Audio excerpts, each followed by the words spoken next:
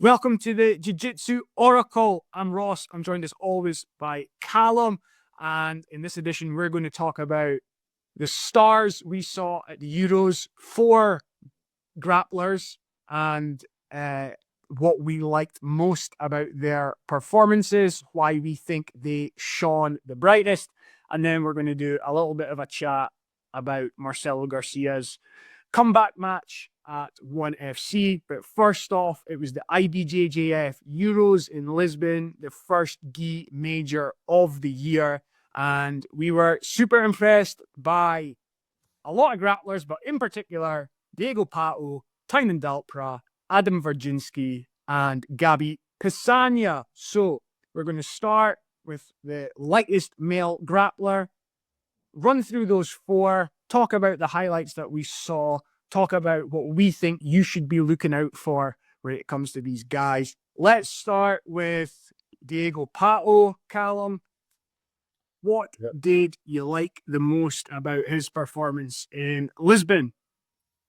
Yeah, so he had a few close matches and then a couple of blowouts as well. Can see one of the blowouts here from a double guard pull where he got the back taken submission off of the berimbolo. That was nice to see. But my favorite thing watching him was his body lock passing using the lapels. We saw that a bit against Kennedy and in some of the other matches as well. So I like that kind of blending of the gi and the no gi. Body lock passing is not quite as prevalent in the gi, but Pato obviously is well versed in gi and no gi, and he managed to kind of combine the two of them and modify his body lock passing game with the lapel, which looked like it provided him a lot of control and stopped his opponent rotating from either side. So that was really cool to watch. I think for those watching on YouTube, you'll be able to see some footage from Pato's second match at the Euros, and it started off with his opponent trying to berimbolo Pato, I think, from a double guard pull. Anyway, I think it was a suboptimal position to start a match against Diego Pato or anyone from AOJ. I wouldn't be going there to kick things off. Yeah. Would you?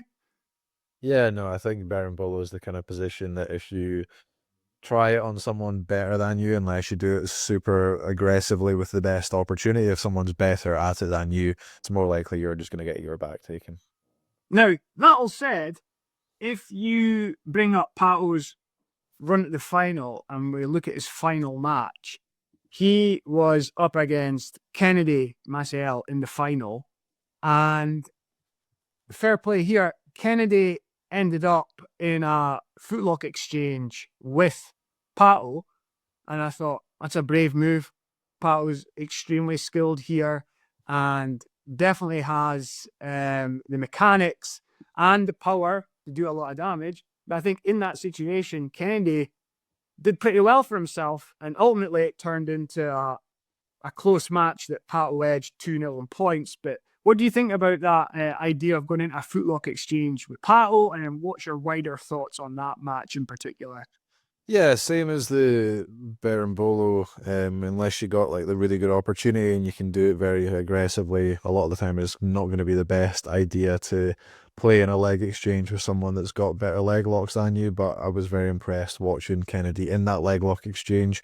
They both ended up in a position where they kind of both had a belly down foot lock on each other. Kennedy's definitely looked from a technical perspective a lot better. It was very much right on the foot, applying pressure there, whereas Pato's was halfway up the shin. But just because it's Pato, I don't know if that kind of constitutes that Kennedy was having the better leg lock there, because I've heard stories of Pato breaking people's shins in training. So yeah, I don't know who had the better exchange there, but from a technical perspective, I definitely say Kennedy. And then he finished it off with a really good toe hold as well that I think he got an advantage for. Yeah. And was it Kennedy who Kolabati was up against where Cole picked up a couple of penalties for guard pulls? Yeah, I think it was. So I just want to talk about that, and we'll come on to more about this when we speak about Adam Wardzinski, who I thought was exceptional at the start of his matches. But I think Cole picked up a couple of penalties along the way for essentially like connecting to the mat with his hand or sitting down or whatever without having a dominant grip first. And it's something like I kind of emphasize to competitors, and my coach emphasizes about competition is like the bit of the match that you're going to have the most control over, the most controllable part of the match is that initial action.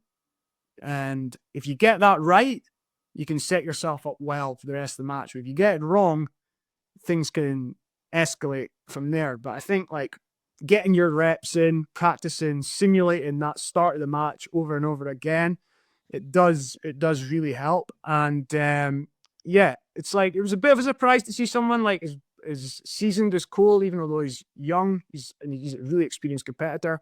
And also his coaches are really experienced competitors. So I was kind of surprised to see him come a cropper there, pulling guards, because ultimately I think those points were what cost them late on. But I just think like that early part of the match is got the biggest chance for you being able to control it. And then what happens after, right? It's like your jiu-jitsu against someone else's jiu-jitsu. And there's a lot of things that can happen. Jiu-jitsu is very dynamic, but I think you got to get that bit right. Yep. What do you think, Calum? Yeah, I think especially at the like 3 or 4 lightest weight classes in the IBJJF, it's even more crucial. It's a very big aspect of the game.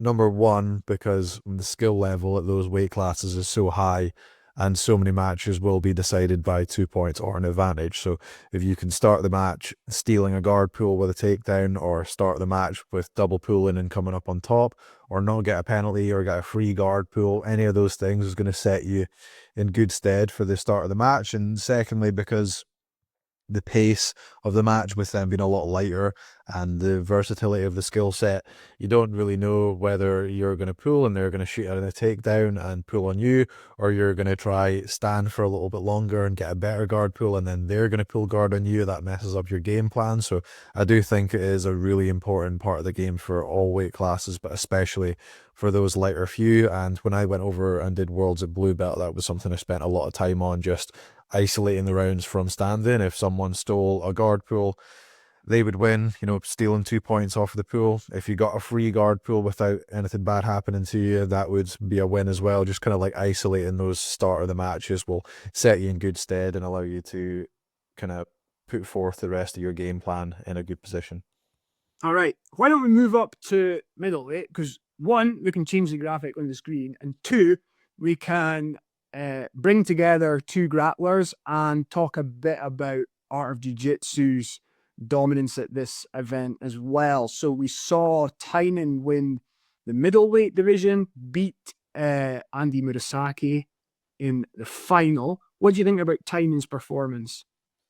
Yeah, I think the first couple matches, obviously, he won very dominantly, managed to get the submission, but the level of those grapplers in comparison to Tainan, I don't know how impressive that necessarily is. The final with Andy, obviously they've competed against each other quite a few times. It's probably the best Andy's done against him. Tainan managed to just kind of scrape by with that win there. The first part of the match was quite exciting, with Tainan pulling into like a sweep and then Andy managing to get back up, and then Andy putting Tainan down with a single, and then Tainan managing to get back up. But from there, once they got tied up in that 50-50 position, I think it was kind of either way the match could have went, even though Tainan had the advantage being in the bottom position in that 50-50, which is where we saw the match kind of finish out.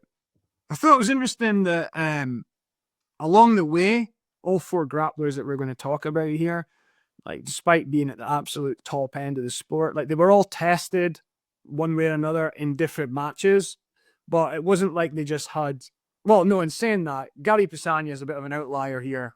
We'll get onto why later on, but the 3 males, it's like they all had matches where like they were tested and they had some stuff to overcome along the way. Sometimes it was the first match, sometimes it was the final, but it wasn't just like a complete march to the title.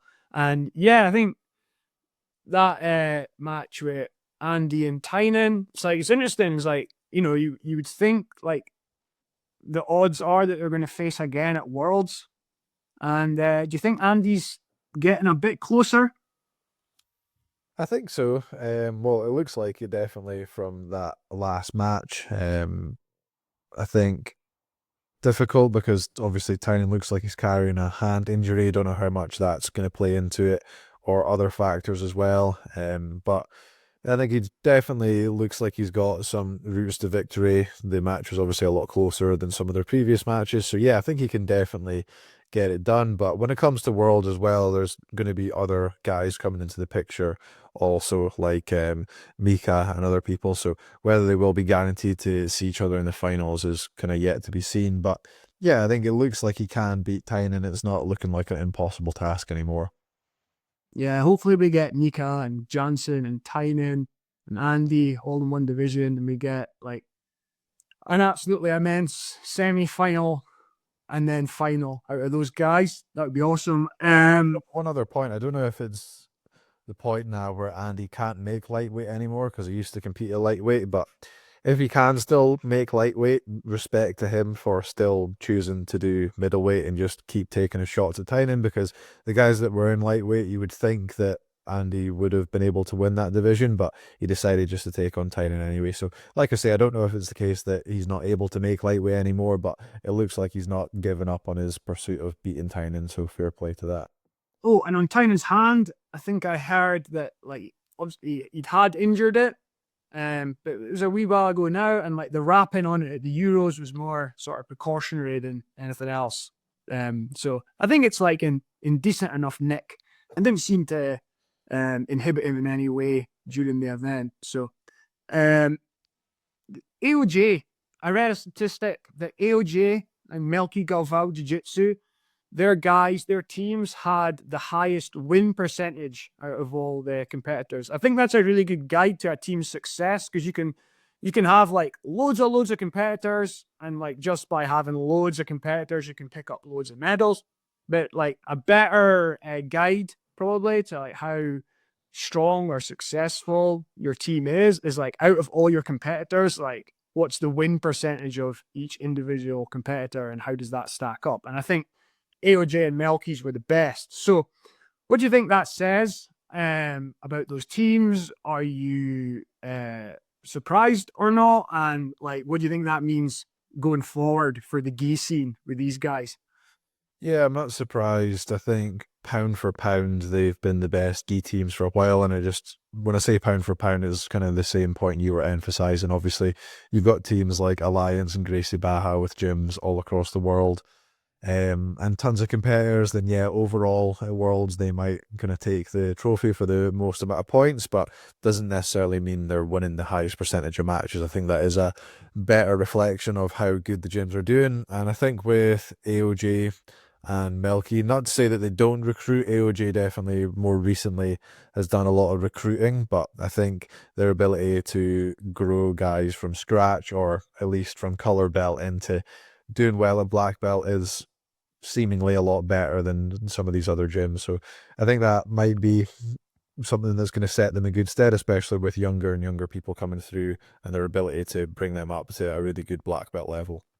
Yeah, I think both these teams have like really deep juvenile blue belt squads, and that's only going to feed into their adult program in time. So I think they're well set up to be very successful over a long period of time. So I think like AOJ and Melky, they're going to be at the, at the top end of the gi scene for a long time to come. And I think like what we've seen with other teams is like we've seen the likes of Dreamar and Frates and teams like that come on the scene recently as like a lot of grapplers move around and come together.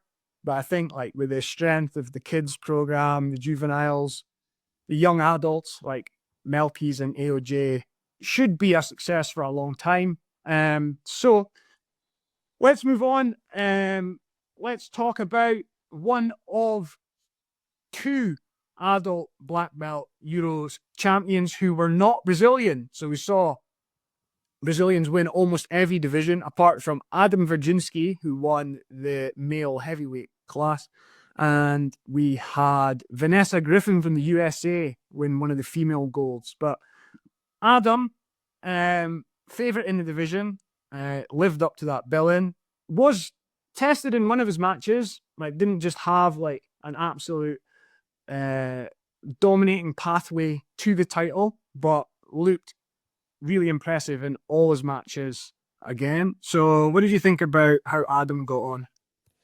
Yeah, he had 3 matches. His second match, he won just by an advantage, and goes back to what we were saying about the start of the match. So they double pooled, Adam came up, he got his advantage for that, and then that's all he needed to win the whole match. Like, he obviously would have been better if he could have passed and submitted, but that's all it really took.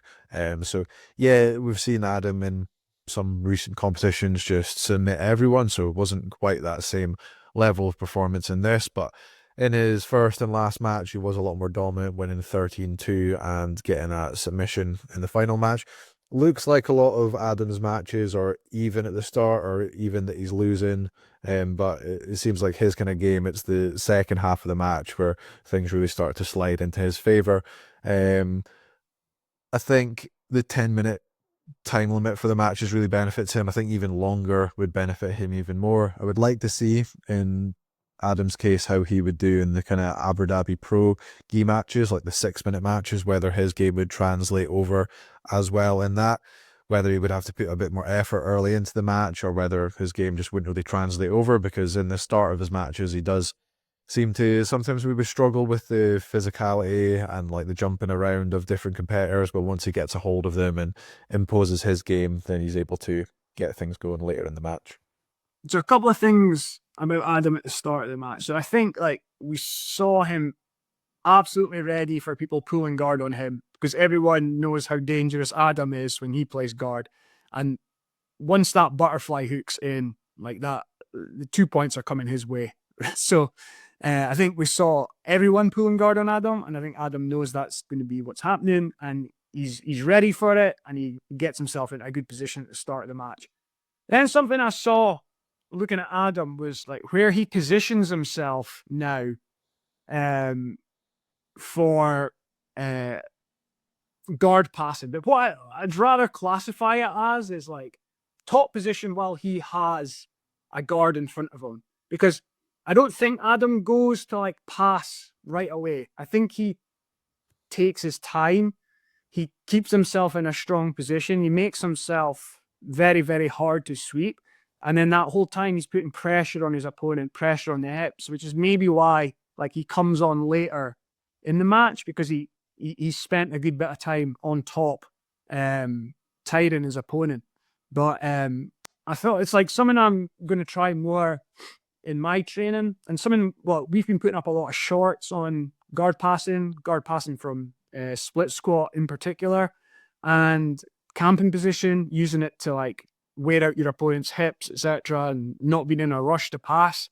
And it's something I'm really trying to work on in my training as well, is like get myself into strong structures around about the guard and be able to just wear out the guard, wear out the hips, and then when the pass comes, it's through domination and not opportunism. And then because if it's opportunistic, usually the person has like a stronger response to your pass, and they can scramble and try and recover, etc. I just thought, like, if people want to study something from Adam's matches, like, you'll have seen all the sweeps before, but like his top game to me was super impressive. What do you think about the idea of like using that position, not so much as like a guard passing position, but like a position to subdue, fatigue, wear out, keep yourself safe, and then you can push on once you've like gained a physical advantage over your opponent?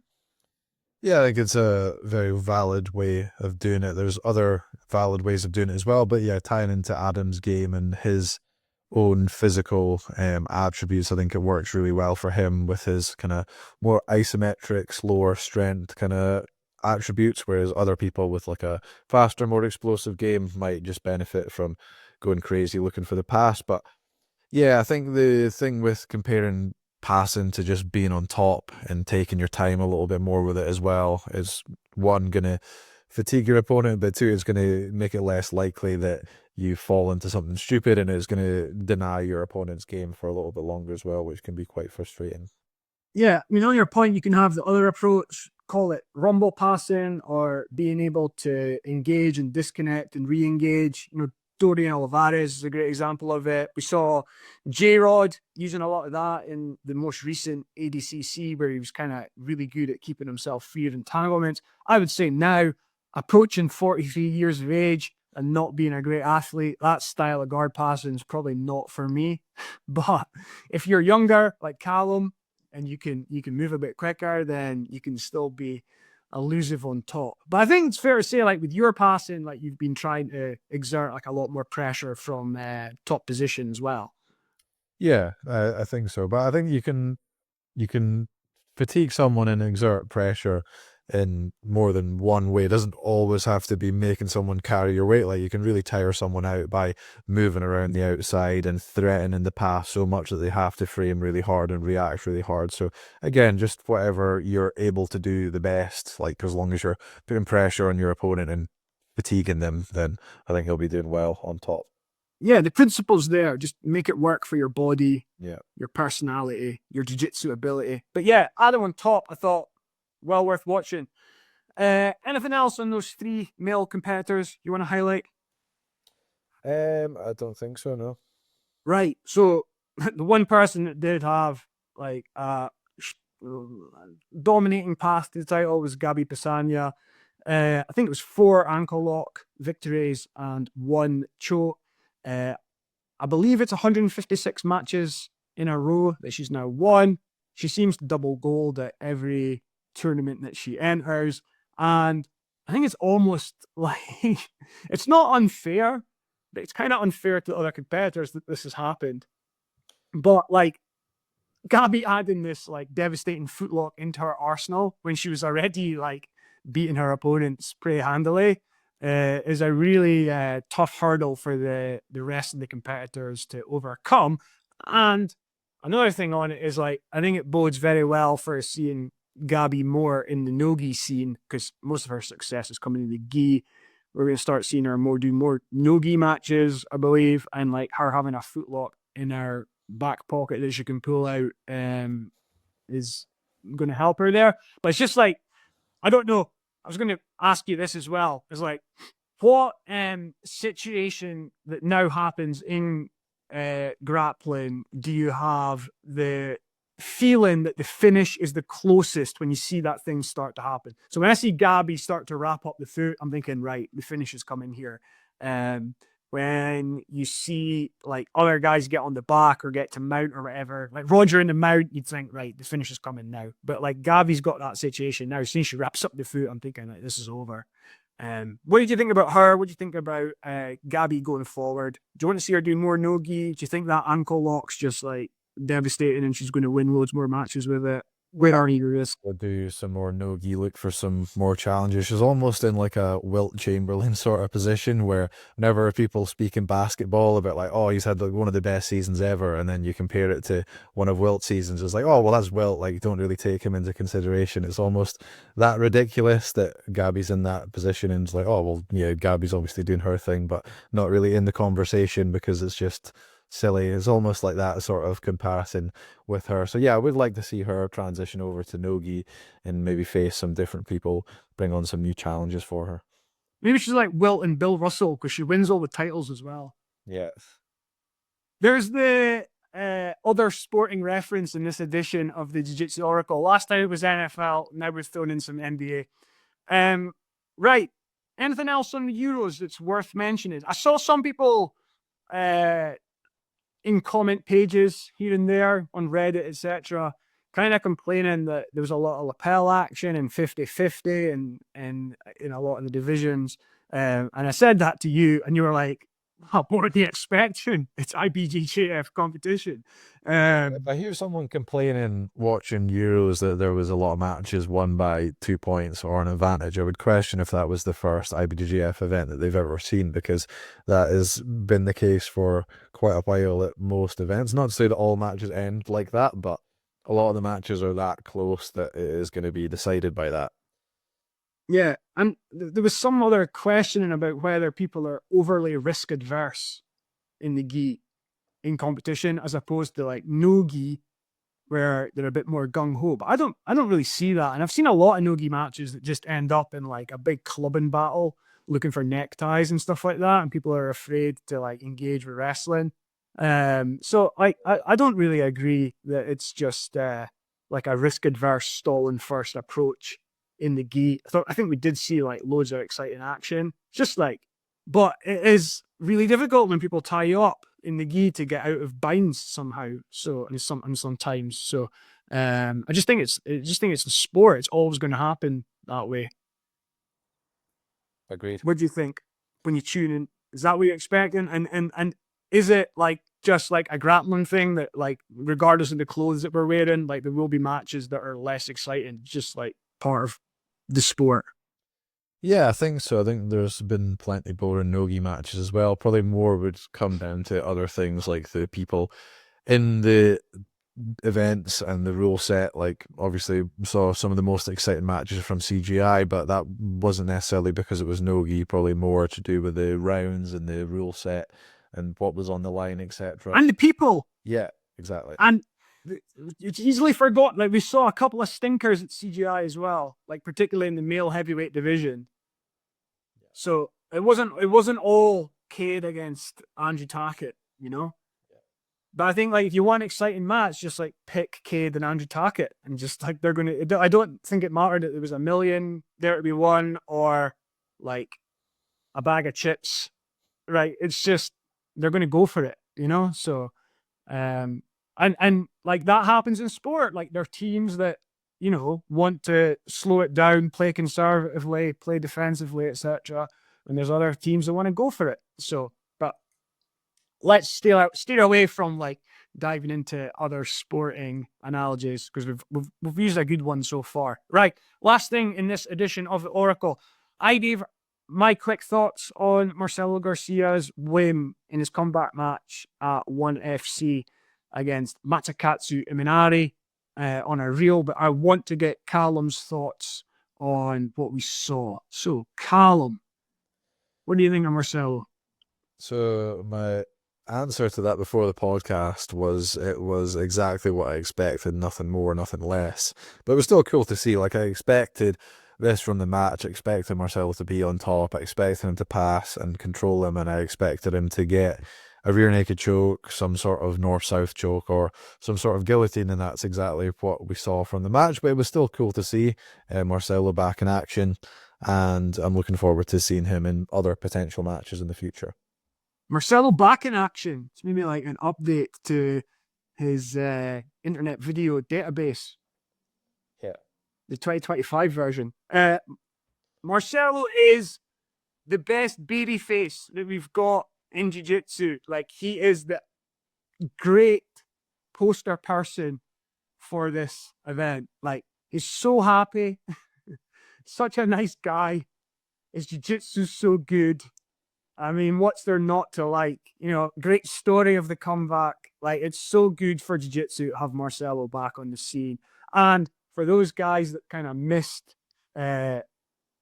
peak Marcelo, because what his last match prior to this was 2011, I think. Yeah.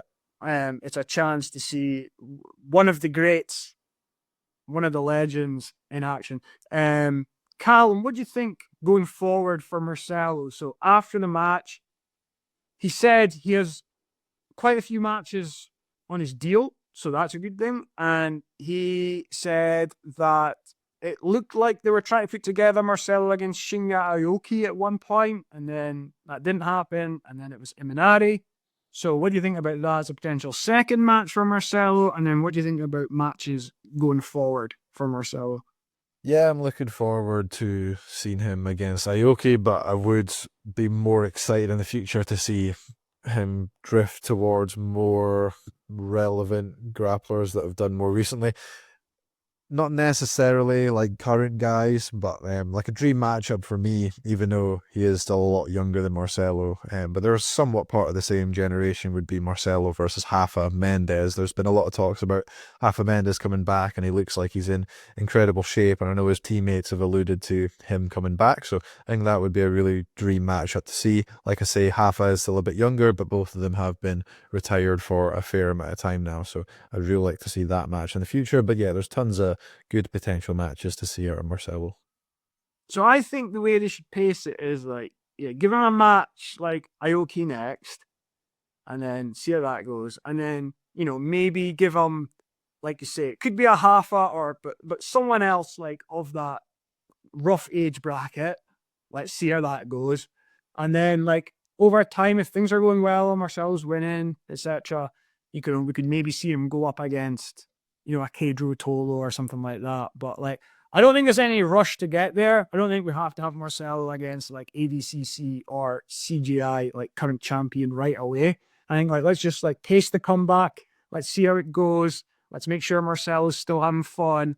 Let's see where he is, like athletically, etc., against like, you know, increasingly younger people. And then like, yeah, it would be absolutely amazing to see like a clash of generations and Marcelo go up against like the current top rattler. But like, it's a big ask, you know, especially at like not a heavyweight weight class, to be like as old as Marcelo is and go up against someone who's like as young as one of the Rotolers or something. So I don't think there's any rush. I just think, and I think it's great that people are getting excited and throwing names out.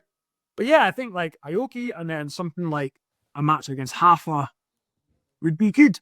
Yeah, so I think we could see him on CGI as well, because I've seen Tom DeBlas put out a post. I think he's like the jiu-jitsu ambassador to One FC, and he said that all the guys under contract at One will be able to do CGI. So now that Marcelo's back, and there was talks about him at the last CGI, we might see him in a super fight there as well.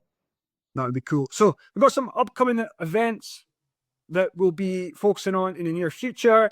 There's a WNO on February the 7th that has Pato against Keith Krikorian, and I think J-Rod against Ronaldo Jr., Roberto Jimenez against Elder Cruz as the standout matches. In the UK, there's a Polaris Squads on February the 8th, where it's North America against Europe, and both teams are interesting and looking forward to like quite a few potential matches that could come up there. And then not too long after that, UFC Fight Pass Invitational is back with Fionn Davis against Adele Fornerino in a match that I think makes absolute sense, given that Adele is double champ at ADCC and Fionn is currently probably the best pound for pound no-gi women's grappler in the world. So it makes sense for those two guys to come together, which is something I love to see in jiu-jitsu competition, matches that make sense with like star names going up against each other. So anything on those three events that you're looking forward to out of those matches that I just said? Yeah, the Fionn and Adele one is one we've spoke about since ADCC. So there's been so many matches that we've wanted to see since CGI at ADCC that haven't happened, and it's been a bit of a waste, and the kind of momentum has gone now from those events. But nice to see that one of those matches that we really wanted to see is going to take place. And then, yeah, looking forward to seeing the Polaris Squads as well. Really looking forward to seeing the European guys doing their thing in that. And I think you've got an interview as well with one of the owners of Polaris coming up. Yeah, hopefully, fingers crossed that the schedules align, the technology behaves itself, etc. But yeah, Matt Benyon, co-founder of Polaris and Scramble, should be on the pod to preview Polaris and also talk about why 2025 seems to be the year of team jiu-jitsu, of squads jiu-jitsu. Polaris is doing their squads event.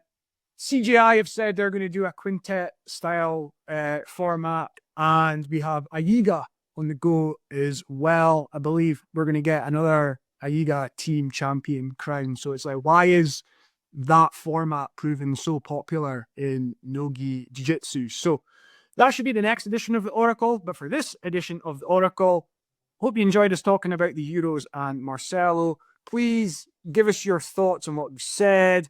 Give us a like, give us a subscribe, tell your friends, and tune in to our channel where you'll see a lot more shorts going up, particularly on the theme of passing, seeing as we're both coaching at SBG Aberdeen in Scotland right now.